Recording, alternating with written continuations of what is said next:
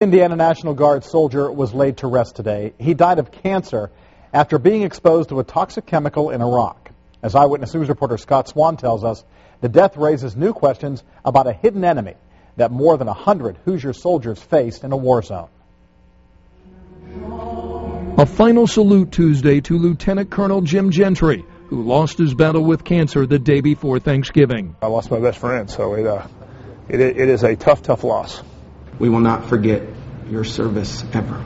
Gentry was eulogized as a friend, husband, and father, but most of the people at his funeral, fellow soldiers, some who served under Gentry during his 2 tours of duty in Iraq, including one mission where they protected an Iraqi plant with a substance on the ground identified as sodium dichromate, a chemical experts say can cause nosebleeds and even cancer. After returning from Iraq, friends say Gentry was diagnosed with lung, bone, and brain cancer. He attacked the disease like a military operation. His mission was to never surrender to the disease. To the very end, Jim never surrendered. In our conversations, he believes that the chemical has not only affected him, but his soldiers. Some of the soldiers who served with Gentry sued KBR, the American contractor overseeing the plant. Some not aware a hidden enemy was lurking.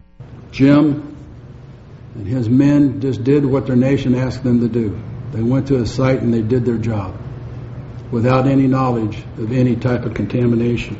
And I pray to God that if the allegations are such and it's found to be true, that there will be accountability.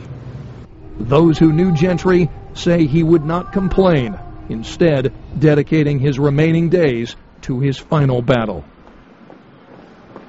Lieutenant Colonel Gentry was one of 48 Indiana National Guard soldiers suing KBR for knowingly exposing them to sodium dichromate. The trial is scheduled for September of 2010 in Evansville. Attorneys say Gentry was the second Indiana soldier who died from exposure. KBR denies any wrongdoing. John, Ann? Thanks, Scott. The president is now about to tell the nation tonight